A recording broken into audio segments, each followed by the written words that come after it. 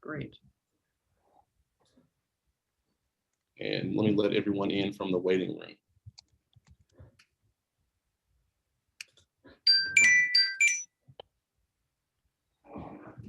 Okay, ready to go? No, thank you. Okay, great. Thank you. All right, everyone.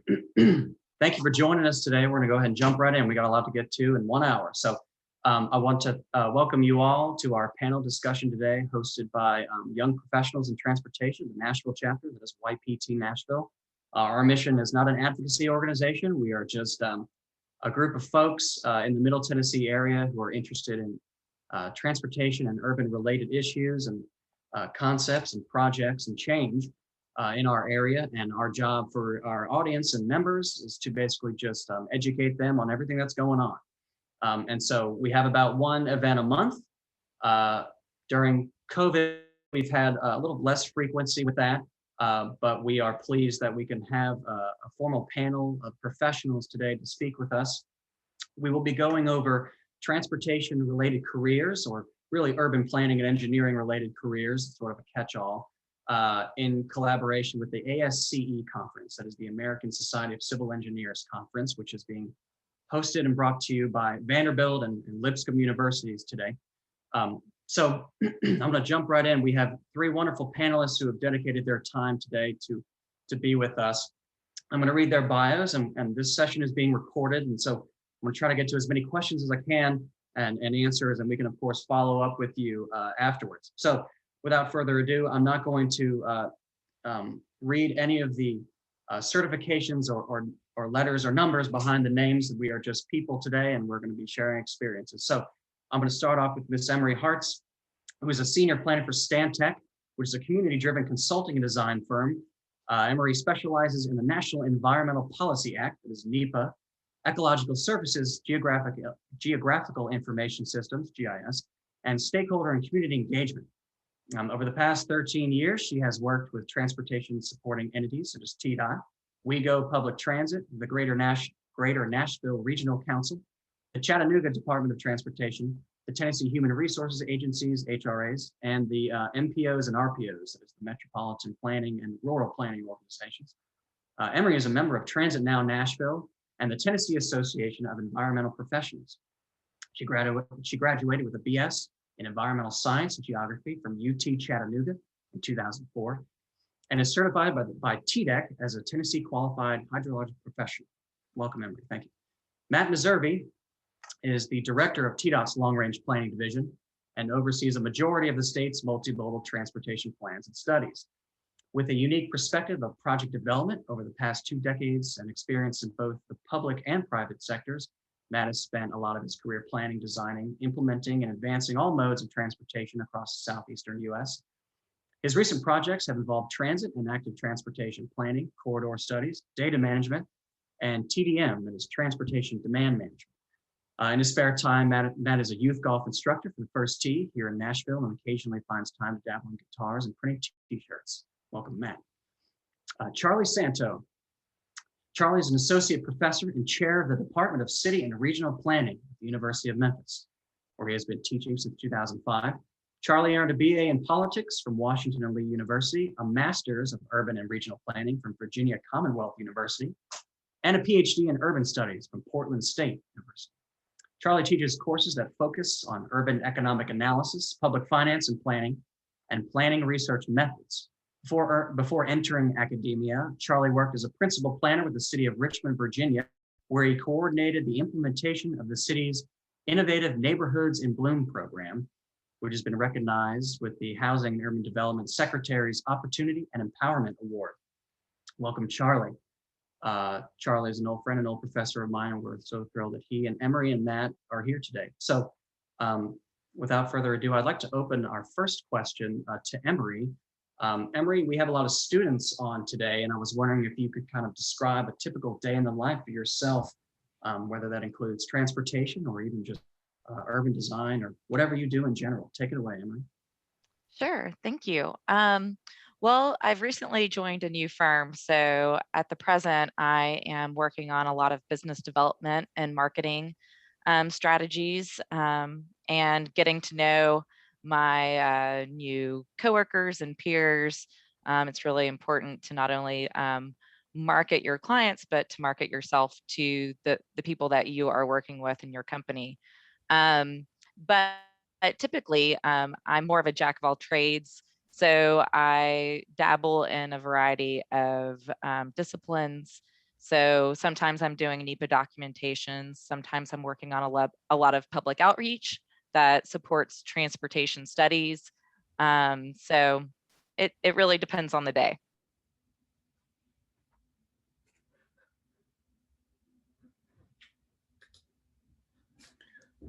Looks like Ian is frozen. I think so. Well, I'll jump in and talk a little bit about the day in the life of an academic in planning. And it's good to see some familiar names in the room today, some former students.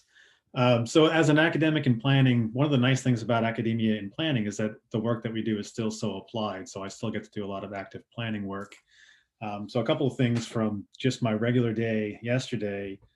I was in a meeting with some potential funders. We're working on a pilot project in Memphis to try to bridge the digital divide. And so we've got a small project that we've started that's funded with some CARES Act money. And we were meeting yesterday with some local philanthropy to try to think about expanding the program.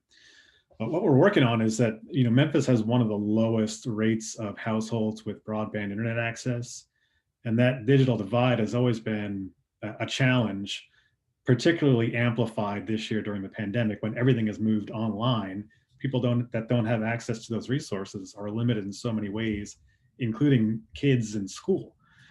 So we've been working with a local tech entrepreneurship startup company called StartCo and the city's Division of Housing and Community Development to address that issue in one of the city's most vulnerable zip codes.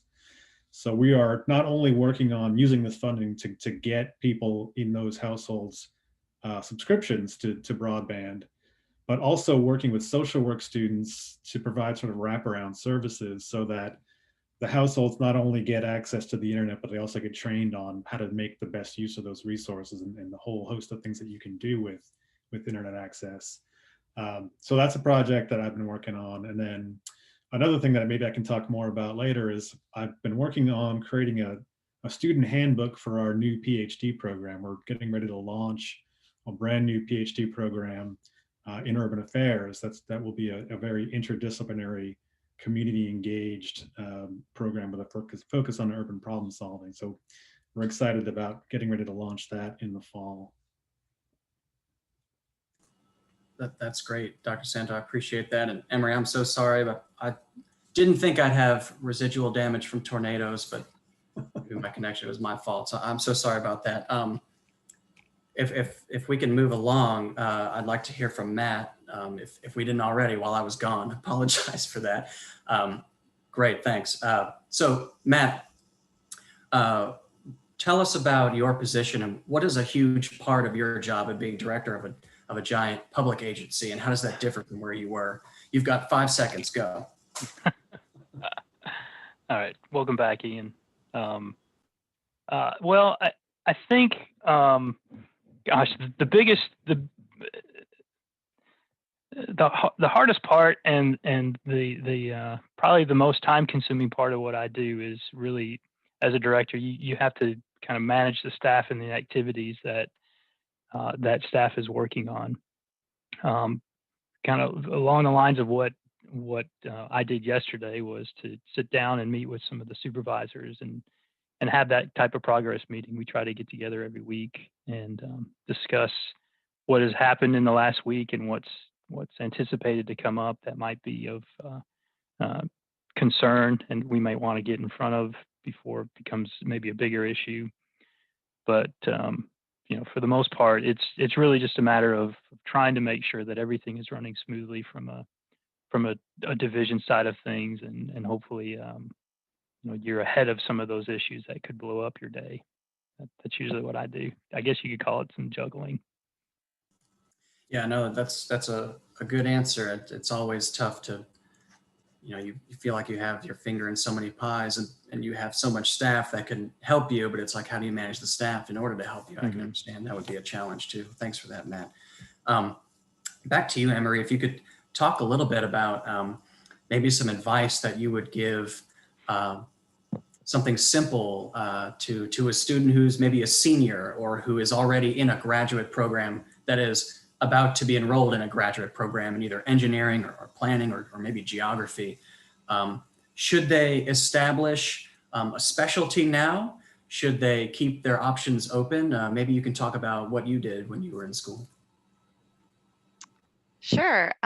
So for me, I started with environmental science, obviously, and then once I got hired on with an engineering firm, then I started developing skills in transportation. So I think it's important to keep your mind open.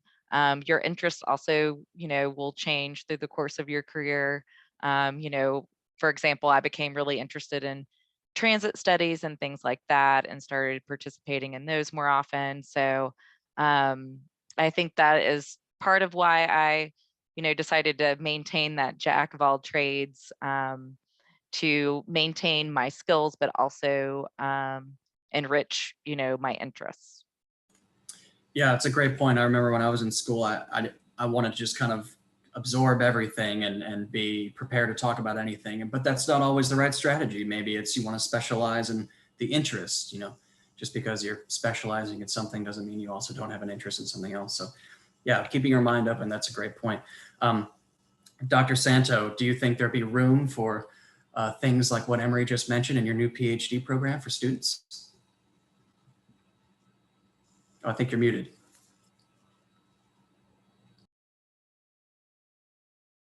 Still muted, I think. Donovan, can we check on that?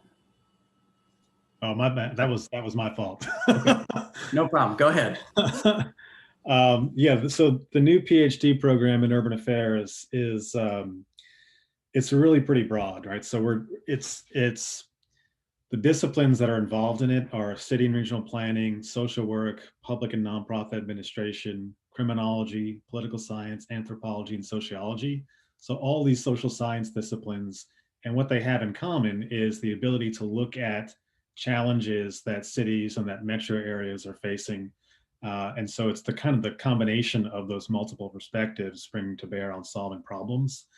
And we're intending for this to be very community engaged. So constant interaction with community partners, which is something that we really focus on at the University of Memphis in general, and something that we in the School of Urban Affairs and Public Policy have a long track record of doing. So built into the curriculum of this program in the core courses is a 2-course sequence that we're calling collaborative urban problem solving.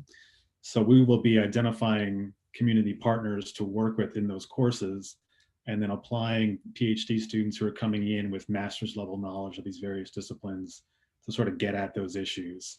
And so the flexibility in the program is that you can come in with a specialization already from your master's degree, but we want it to be interdisciplinary. So you're being forced to take courses from disciplines that you're not super familiar with yet. So it kind of forces you to be open-minded and expand your boundaries and your thinking on things. But at the end of the day, you still have your niche that you want to go forward with. But understanding how other disciplines attack those problems, I think, helps people kind of round out what they can do with their knowledge. Yeah, that's a great answer. And I'd like to actually transition us based off what you just said about public involvement. Matt, I know TDOT, Tennessee Department of Transportation, is going when they tackle big projects, or even if it's just like a new grant program, public engagement is really important. It has always been, but is becoming more important, especially now that we're remote. And that could be good or bad, actually.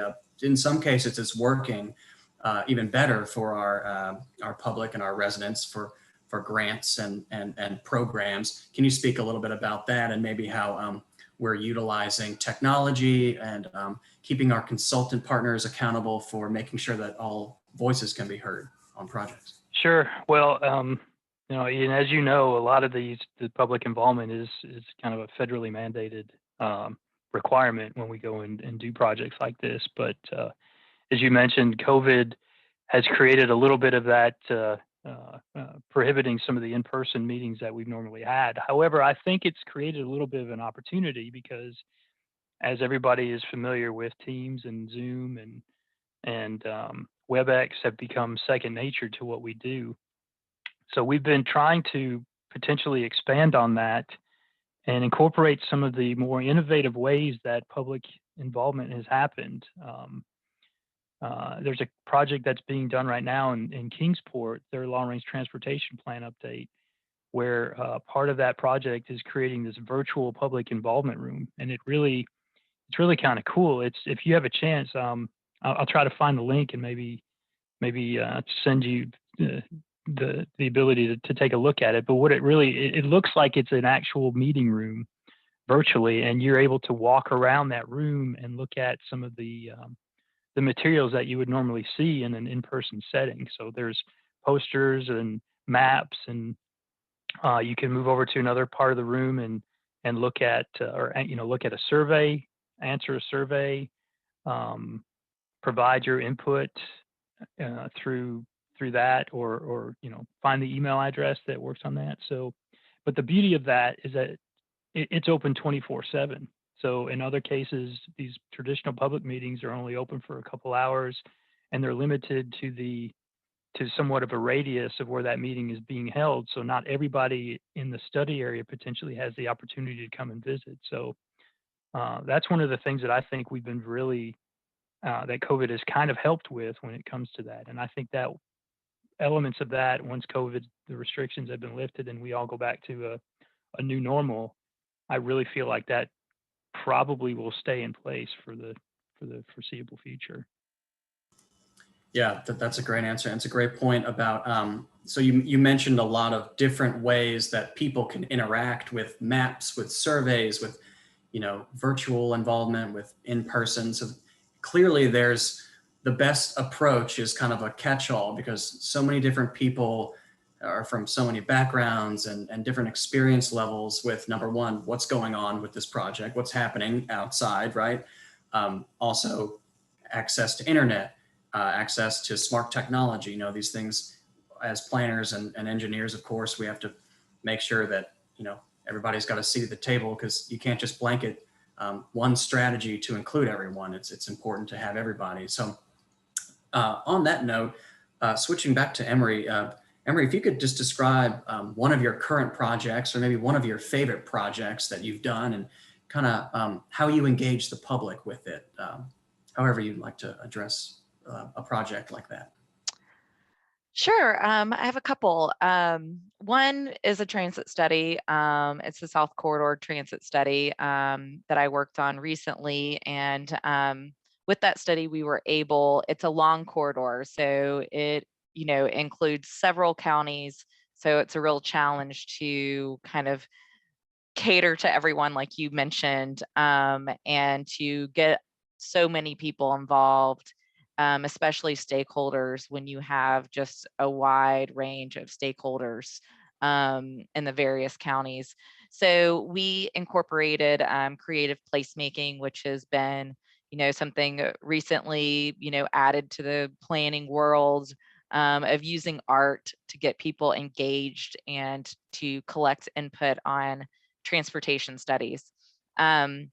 So we had the three artists who they each picked a different medium that they would use, and we gave them the background they needed on the study to sort of kind of help us solve some of those problems and ensure that we are getting buy-in from the public.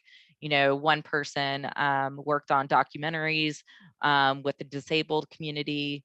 So examples like that, that really kind of put an interesting aspect to public engagement, and really, honing in on the people who really utilize systems like public transportation.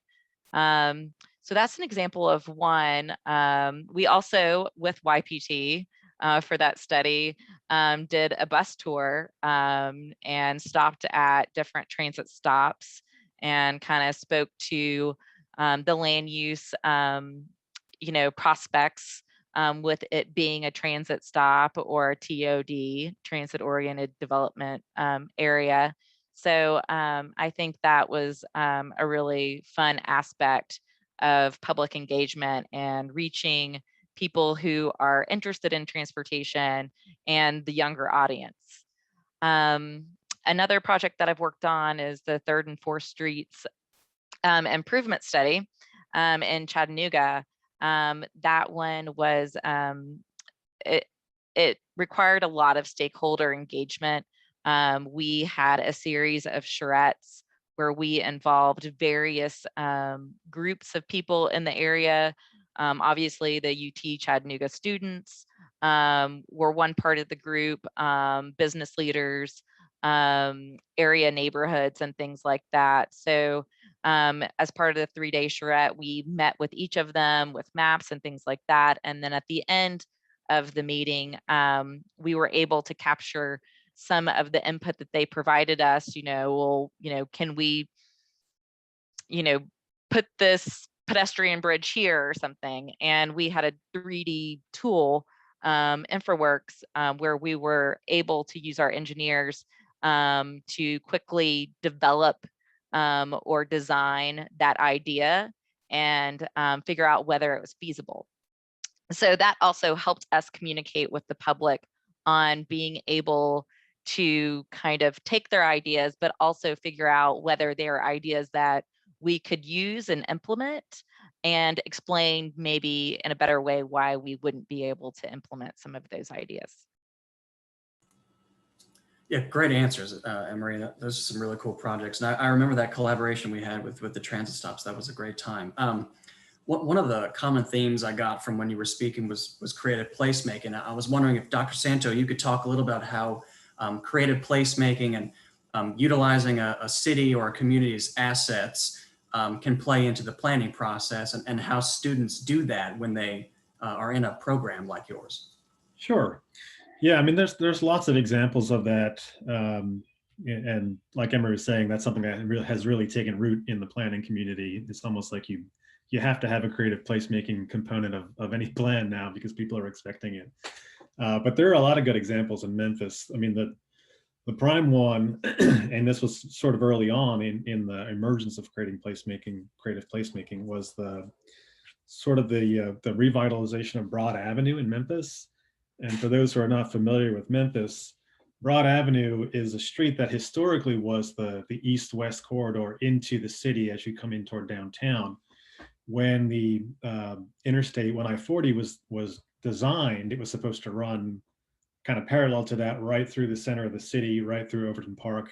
That was stopped with a 25-year, 30-year lawsuit that went to the Supreme Court. But part of the alignment was already built, and so that is now Sam Cooper Boulevard. Long story short, Sam Cooper Boulevard drew a lot of traffic off of Broad Avenue. So here was this street that has these bones, built to be the main corridor. A lot of great 2- and 3-story buildings built right up to the street. The street is very broad, which is why it's called Broad Avenue. But over the decades, as that traffic was taken away, a lot of the businesses that were there, eventually shut down. And so in 2000, and I don't know what year it was, maybe 2010, by that point in time, there was only a couple of businesses still open there. But you had the great infrastructure of what really should be a lively street. So there was an event called A New Face for Old Broad, where people kind of came out and reimagined what this street could look like with a redesign. And it involved pop-up shops. So the owners of these buildings let people kind of come in and clean out the front of it and set up pop-up jewelry shops and all kinds of other little boutique kind of shops. The street was redesigned so that there was a separated bike lane created, and diagonal parking and crosswalks built. And these were all painted by volunteers with actual rollers, but they painted them to the exact engineering specs that they should have been done. And so there was this 2-day festival where people came out and just, it was kind of a street festival atmosphere. And it really helped people reimagine what the street could look like with this sort of redesign. And if you visit Broad Avenue now, you would never know what kind of state it was in 2010, because it really is, there's 3 or 4 places that you think about going out to in Memphis. You want to go downtown, Cooper Young, Broad Avenue now is one of those places where you want to go. So that's just that, the classic example in Memphis of using creative placemaking to get people thinking. The other example is one that I was involved in terms of using art and culture to drive change, was a project I was involved in South Memphis in a neighborhood called Soulsville, which is where Stax Records was, which is now the Stax Museum of American Soul Music. But it's a neighborhood that, like many inner city neighborhoods, had become disinvested. And so we intentionally wanted to come in and think about how we could use the art and cultural heritage of that neighborhood. A lot of the people that made their success at Stax had a connection to the neighborhood, lived in the neighborhood, went to school in the neighborhood. And so we designed a whole planning process around using that musical heritage to bring life back to that community, including in terms of innovative approaches to community engagement. My favorite community engagement experience was during the planning process for that. There was an active barbershop in the neighborhood, and that was the place where the community was. So we went to the barbershop and took our boards with us and had many conversations in the barbershop with people that were there just kind of hanging out and spending time. And then we tried to replicate that in some other projects where we would hang out in the laundromat, like places where people have downtime, and you can really get them to interact with you, because it's, you're not asking them to come to a scheduled meeting, you're going to where they are. So those are opportunities that we've tried to recreate in other projects. Yeah, those are really neat sounding. When I was a student there in Memphis, I remember Broad Avenue just being a really lively place and kind of the culmination of so many cool creative efforts. It's really neat.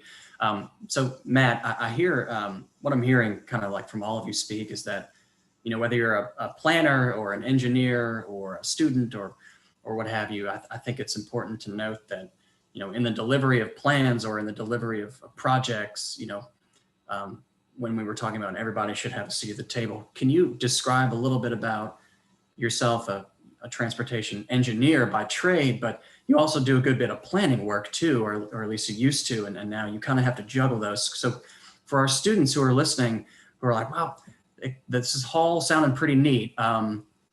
Why does it have to fork planning and engineering? Maybe I think of myself as having a more engineering brain. What would you say to some students who are still maybe on the fence, or do they even need to be on the fence? What do you think about that? I don't think you do. I really think it has to do with your, what's your passion? What drives you? I started out,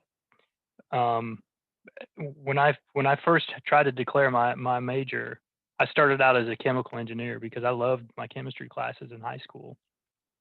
Within probably 2 months of my freshman year, I realized that I wanted to be a weatherman. So I dropped that major, in the school that I went to didn't really have a meteorology program. So I found the closest opportunity, and that was physics and astronomy. That didn't take. I went to computer science. That didn't take, and eventually stumbled into civil engineering, which is what I think I obviously became more comfortable with, and that goes back to the days of me playing with Legos and Hot Wheels. I don't know, something about that started my brain in that direction. So I guess I've always had a technical brain to begin with. I loved my math classes and felt like they were fairly easy. But you were right, Ian. Like, it didn't take long for me to realize it. I don't know if my brain wants to be that technical. I think I liked dabbling in the planning aspect of transportation. So having said all that, I really feel like it's helped me become more well-rounded in transportation planning, because I have the planning mind, but I also have the technical background. So I guess you could say I kind of keep one foot grounded and try not to get too far into sort of the conceptual and all the just the way that people draw up ideas, because I always think about how it can actually be built in the environment. So I guess my advice to you would be try to keep your, as Emery said, try to keep your mind open to all different possible opportunities, because at some point they may all come together under one career and pay off. Yeah, that's a great point. I bet everybody on this panel can kind of relate to that. Branching off with degrees and interests and strengths and things of that nature. That's great. Thanks, Matt. Emery, so one thing I failed to mention at the beginning was that this event is actually organized by the Women in Transportation Seminar of Nashville, WTS, which is of course a nationally recognized organization that here locally we have a chapter of. And so I was wondering, for a lot of our students who are female students, and even a lot of our female planners and engineers, could you speak a little bit about how being a woman in the workforce, or even as a student, female student, how that experience shapes who you are and how you make your decisions, and what advice you'd give to up and coming female planners? Well, that's a good question, Ian. I honestly, I really haven't, when it comes to gender, it's just not something that I think about. But once I got into the field, when I was starting to think about environmental science, and then I fell into transportation, and I was like, oh, this is an engineering world. How am I going to fit into this world? And then I kind of started to find my path. But I think it's, one, staying true to yourself and your passion and your skill sets. I've been fortunate to be surrounded by women in the transportation world. I've had a lot of mentors who are women, actually. Even when I started my first job, there was 5 women that I initially worked with that all ended up mentoring me to a degree. So yeah, I think it's good to have a good support system when you're entering the work world. But yeah, I think there's a place for everyone. Even with engineers having the perception of being people who are more technical and maybe can't communicate as well, it's really not necessarily true. So I think you just got to be true to yourself and find your path and have good mentors around you. Yeah, that's a great point. And actually, you bring up something I should have mentioned also earlier, which is the importance of mentors in any field, in any professional world, really. WTS, I know, has their own mentorship program, as does the American Planning Association, which is also a national organization that has chapters in each state. Some have multiple, and TAPA, the Tennessee APA chapter, also has a mentorship program run by Rachel Durham, who's a local planner here, who might even be on the call today. But if you have questions about getting that edge, or maybe just have questions about where to go on from here, or what where you want to go, or what you want to do, those resources. And I mean, people are just ready to talk to you. They want to spread their knowledge. They identify that you're interested in what they are. I mean, what does anybody do when that happens, right? They want to chat about it. They want to explore it. So that's a great point, Emery. Thanks for that reminder. Kind of in that same vein, Dr. Santo, probably a lot of students on the call, and I remember when I was a student, I was really eager to get a job right out of school. And there's memes on the internet that say, we want a student that is 22 years old that has 10 years of planning experience by the time we hire them. And it's just, it can be a pretty rough transition into that. Could you talk a little bit about how, integrated experiences in classrooms and how they bleed out into internships that they partner with the city and maybe the HCD program and programs like that are supposed to help give you that edge? Yeah, so I think definitely finding opportunities to do an internship while you're in school, it's just huge, because you can speak to that as experience, right? When you when you go to apply for jobs, you're not just coming in with the classroom experience. You've actually been in a planning office or a consulting office or whatever it is. So, you know, as much of that as you can do, and we've got programs at the U of M. You mentioned that the HCD fellowship program. It's a partnership with the city's Division of Housing and Community Development that places students from planning and anthropology and public administration with community development agencies in the city. So they work 20 hours a week with these agencies. A lot of times those things turn right into jobs. We also have partnerships with several local planning agencies, so the city's Division of Planning and Development, the Memphis Area Transit Authority, and most, you know, graduate planning programs and engineering programs are going to have those kind of opportunities. And then even the informal stuff, like those are all things that are run formally through the department, but our students typically will find internship opportunities over the summer, a lot of times just on their own. And so it's partly about being entrepreneurial. You know, if you're in Memphis for school, but you're from Chattanooga and you want to spend the summer back in Chattanooga, just start reaching out. You know, February, March, start reaching out to planning agencies in those places where you want to be, and let them know that you're going to be there and that you're willing to work. And you know, I think in most cases now, I think agencies value these things enough that they're typically paid positions.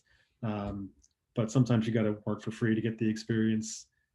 It's worth it in the end usually to do that. So yeah, finding those opportunities, and then when you can't find formal opportunities like that, you know, just interacting with professionals in the community, whether it's through mentorship programs like you mentioned, or just, you know, sending an email to someone that is doing work with a community development corporation that you're really interested in, and saying, hey, can I come in and interview you and learn more about your organization? Any of those things that help you make connections and get your name and your face out there in the community will help down the road when it's time to try to find that full-time employment after school. Yeah, that's a great point too. One of the things I remember when I was a student, and that I currently do in my position, is that I mean, when you're on a Zoom call, or when you're in person, or you're at a meeting, or even if you're just in public with your friends, you know, you're always going to make an impression to people. You always just want to have, you know, a good first impression for whatever you're doing. If you're doing something that, you know, it's just kind of a grind, maybe it's an assignment, just put on a good face. And for that one time, I mean, in an hour's time, you won't be doing that. So you might as well put your smile on for that one time. You know, public meetings can seem to last forever, but they don't. I mean, people are there for a very specific purpose, and they want to see the best side of you. So that impression certainly works with employers too. So quick note to students, if you're listening there. Thanks for that, Doctor. So Matt, I'm going to throw a little curveball here. We just got, I know it. We just got a chat in from a panelist, or excuse me, an attendee. I'm going to read this, and if Charlie or Emery, you have you know, you want to jump on it, Matt, you can certainly yield your time, but I wanted to give you this. We have a question here. As most degree programs focus on developing technical skills, what soft skills do you think young professionals should develop to help them in their careers? And we've touched on that, but if you have some thoughts on that, please. Yeah, well, when I first saw that come in, I had an immediate answer for that, and that would be communication skills. You definitely have to, you got to be able to, like you said, Ian, you have to be in front of large crowds. You're going to have to be able to convey your message in logical ways that allow the public to understand why you're there and what the outcome is. So if you're not effective in public speaking or being able to deliver that concise message, you're not going to be successful. So that I would be surprised if either of my other colleagues have other things to say on that. But I think that's number one. Yeah. I wouldn't even call it a soft skill. It's a skill that you're going to need. Yeah, I mean, it's the basic people skills, human interaction.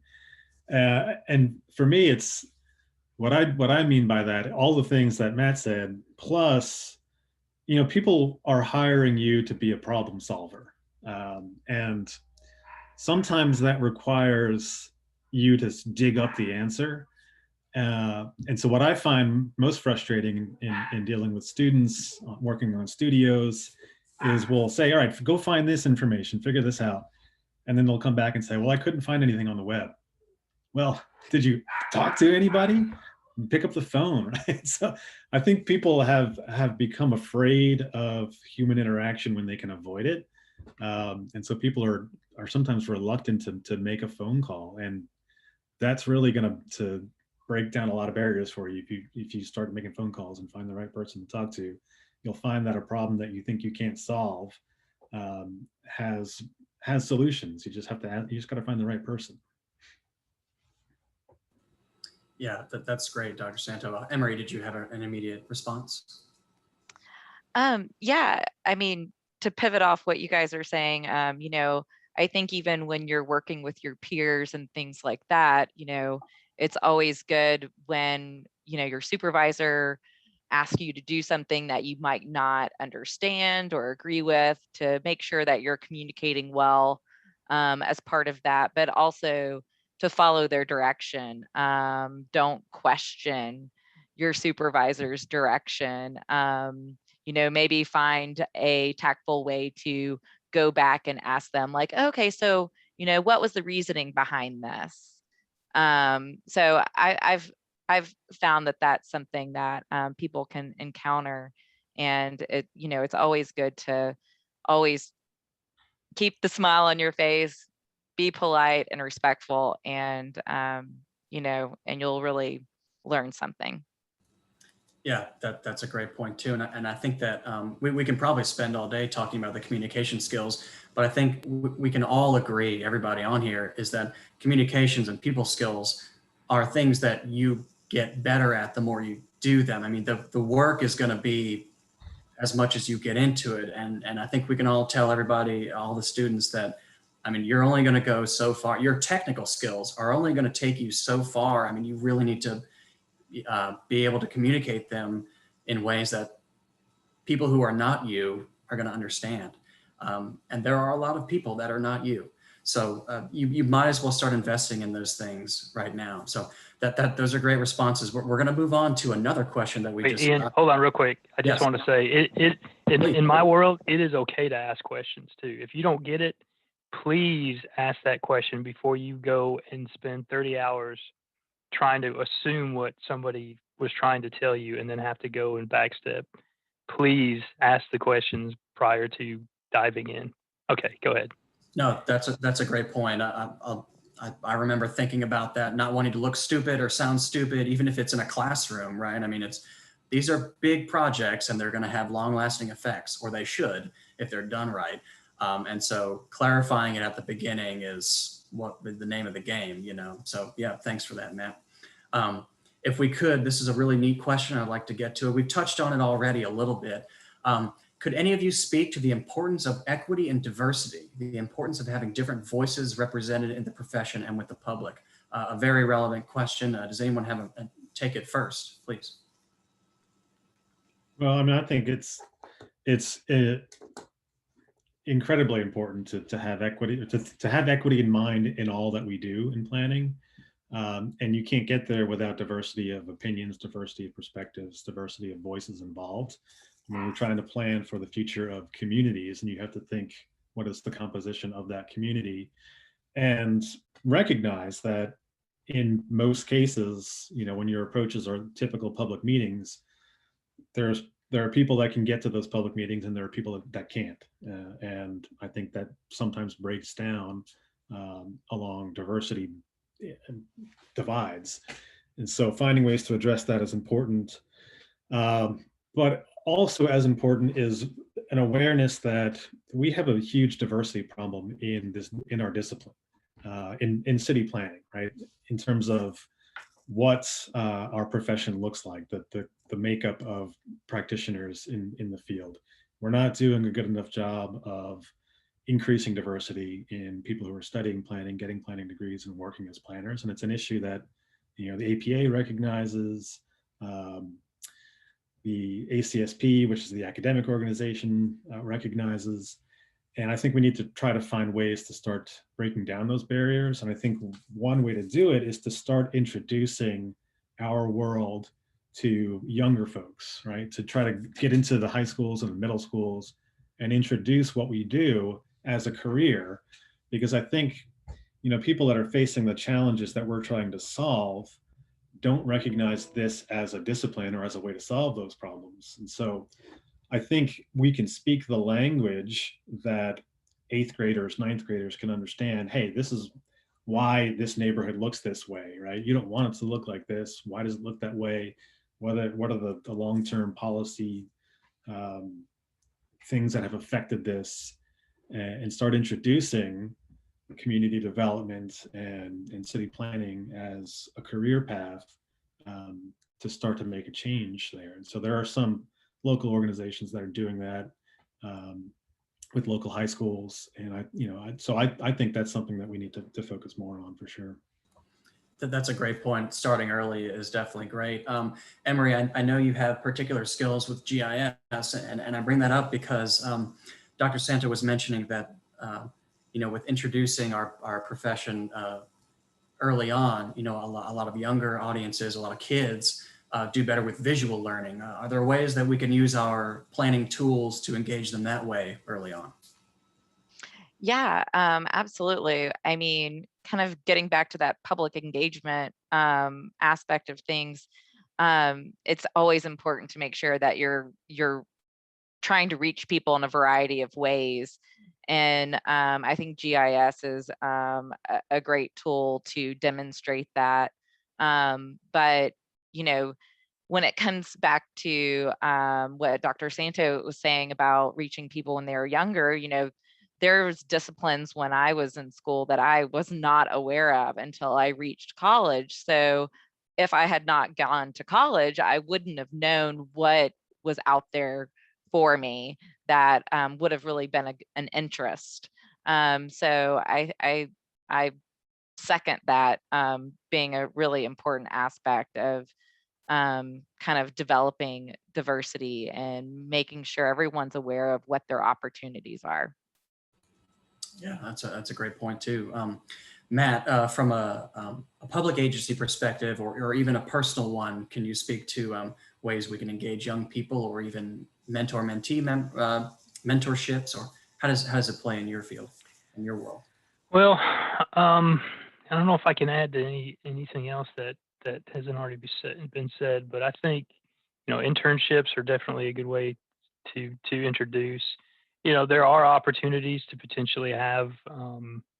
If we're talking about the younger population, STEM, all these STEM programs, I think are helping with providing some of the tools that would lead towards a more technical brain. And I think really, I talk a little bit about some of you mentioned in my bio that I'm a youth golf instructor on the side.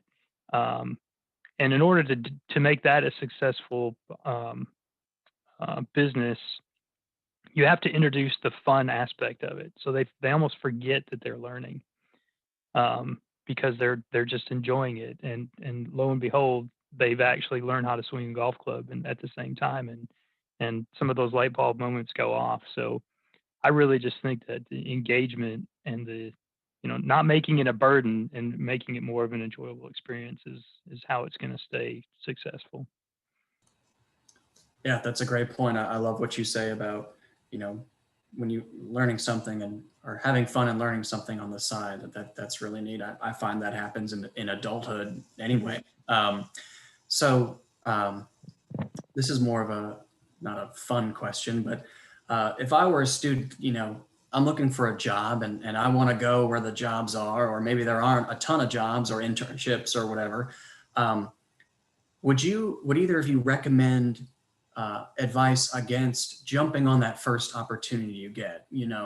There's more than just being happy in life and having the job. I mean, you go where you're going to be happy, right? You want to invest in a move to a place that's going to have things that you enjoy, parks, rivers, other assets, friends, whatever.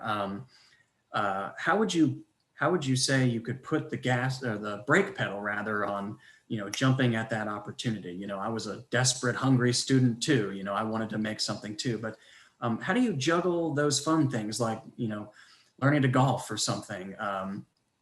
Maybe Dr. Santo, you could speak to the students that you work with now. Yeah, that's a tough question to answer because it's going to vary so much person to person, right? Everybody's going to have their own. Like somebody might be able to say, I can go 6 months without a job because I worked before I came to planning schools, have a little savings built up. But other people are, some of the folks that are in planning school have families already that they need to, start providing for. So I mean, I've counseled, countless students on this very question, and the advice is always different based on their circumstance. So yeah, I mean, I think it's, if you know early on that when I get out of here, I want to get a job in California, you can set yourself up earlier on to get that job in California. So it doesn't have to end up, May of your second year of school when you're getting ready to graduate. And then you say, well, I've got this offer here at Memphis, but I really want to work in California. You should have been making those connections earlier. So I think that's maybe the key piece of advice is if you know that you want to be in a particular place, start making those connections earlier and see if between the summers between your academic years, maybe you can go out and get an internship there. So yeah, but that advice is going to be different for every student for sure. Sure. Yeah. I didn't mean to ask such a loaded question. Emery, you saved me here. Could you just talk about some things that you enjoy in the city that you live in that play into your health and well-being and maybe carry over into your job sometimes? Yeah, absolutely. I grew up on a farm north of here. So moving to Nashville, I found myself enjoying being in an urban area or a more urban. So that was something that I think that I didn't know at first, but started to realize when I was taking any job I could get when I got out of college. And I think you have to do that for those who do not know what they initially want to do, which was me. You have to kind of make those mistakes, even if they were mistakes. Actually, I wouldn't call them mistakes, but you have to just it helps you figure out what you want.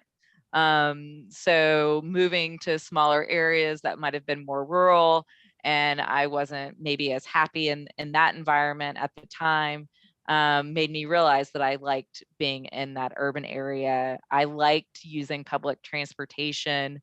That was something that I've always been very prideful in, and a cause that I'm passionate about. So I wouldn't have discovered that without living in an urban area. So I think it's, if you don't know what you want to do, I think it's good to follow the breadcrumbs. It'll always lead you to the right place. Yeah, great points, Emery. I totally agree. And I'm from a different city too, but you're also a product of the city that you grow up in and then move to, and then but hopefully you can hone in on the things that are neat to you. One could argue that those are common across the board. Things like everybody enjoys a good walk to a hilltop or kayak down a river or something. Not everybody does, though. I think that in tying in that conversation, we can kind of talk about maybe in sustainability and environmentalism in the sense that, it seems we find ourselves in the developing sector. That is, we program and fund and work on projects. I mean projects that are going to dig up dirt and create lives for people. At the same time, though, I think everyone on the panel can agree that there are certain standards, whether they're mandated by the federal government or even they should be mandated by your conscience, that we should account for certain environmental standards, or this of course goes back to creative placemaking, but could any of you talk to how we are continuing to prioritize how we can have the environment at the table? Matt, we are at TDOT, we're an agency that creates transportation for people, for users, whether that's people on bicycles, people in cars, people jogging, or people pushing strollers. We don't want to have a smoggy ride if we're not in a car. We want to maintain pristine natural views. How can we continue to prioritize both?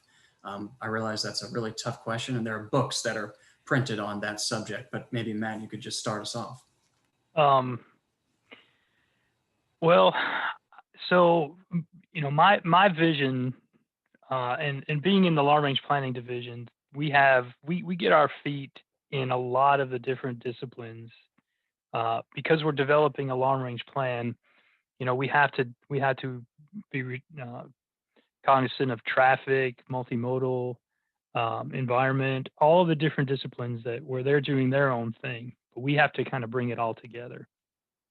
So really, I see us as my division as the ability of providing choice and equal choice to all these different modes. So it's up to the end user to decide what's best for them. I don't ever want to become an advocate for any particular mode, because I see that as limiting opportunities for others. And I know that there are some modes that have a lot of work to do to become equal to that. And that's what we try to do, is to find that way of creating that opportunity, because as everybody knows, we can only widen for so much. But the idea is really not to choke people out of their cars. It's to really try to make the other modes more attractive, so people can make that decision, an educated decision on that. Yeah, that's a great point. Honing in on that idea of choice for people. We want to be able to provide safe choices for folks. I think that should really be the overall goal. And that goes for planners, engineers, environmentalists, whoever you are. As a young person, I enjoy having choices. I wouldn't say that I have the same choices as everybody else, but I think that we need to keep ourselves up to standards, and even ethics require it, that we provide for folks of all different backgrounds. So I totally agree. Ladies and gents, we have 3 minutes left, and Charlie or Emery, you're welcome to comment on my crazy loaded environmental question, or we can close with maybe one short line or two in conclusion to our students about, spring is here, and I guess everybody's already gotten their jobs or re-enrolled in school, but maybe if we could just leave them with a piece of advice or some kind of positive vibe, or maybe a current event that's happening that we should be on the lookout for. Let's say that I'm a senior, and I know I'm good at math or science, and I want to go in and be an engineer. I'm clearly not one, based on that gobbledygook I just said. But if you were, what are some really positive things that our students could take away right now from where we are? I mean, they're going to be looking at this recording, and they're going to have all that good stuff, but maybe one important thing. Charlie or Emery, would you like to help close us out? Well, one positive development is I got my first dose of the Pfizer vaccine on Monday, and Tennessee's opening it up for 16 and up. So let's go. I want my live music back. Speaking of things that I like about the city that I live in. But I would just say that, I think it's a good time for planning right now. I think I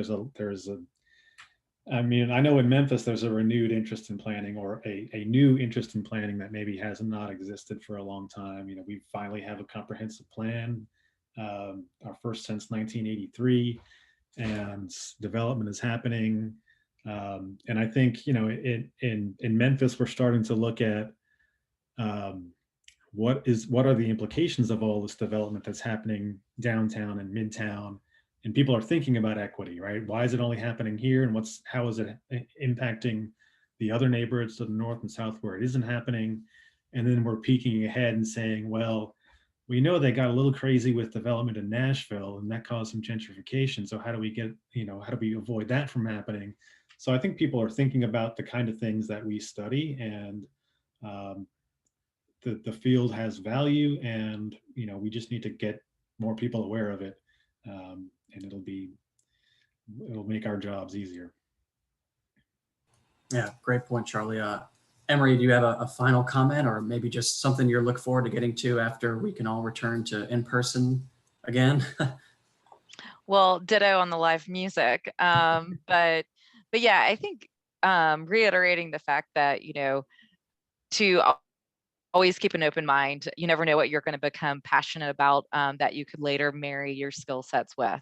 So I think that's something that helped me out. But also NEPA, NEPA, if you're interested in the environment and environmental conservation, it's a great aspect of transportation. So there's just not enough NEPA planners out there. Certainly understand. And Matt at TDOT, we have our own NEPA division, and so you can of course speak to that. Matt, maybe a final word before we log off. Well,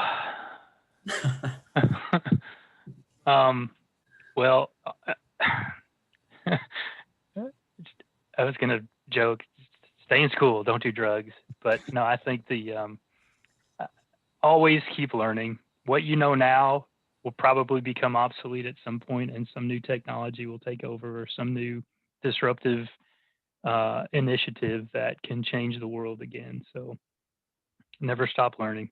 There you go. That's a great one. I agree. We're all constantly learning, and if you're not learning, you're learning how to adapt and changing to our times, whether that's socially or professionally, or finding out about new bands, live music. That's great. Well, we're 1 o'clock, so I'd just like to say thank you to you, Emery, and Dr. Santo and Matt. Thank you to all listening. We will have this recording available to you in some way. I'll figure it out. If you have extra questions, you can just Google Women in Transportation Seminar, or Young Professionals in Transportation Nashville, or the University of Memphis PhD program. Just use Google and do like you do, students. Keep learning. Thank you all for your time. We all need to get back to our jobs now. That was a quick lunch break, but hopefully you got something to eat, or you're about to. So thank you very much, everyone, and you all have a great rest of the day. Thanks, all. Thank you. See ya.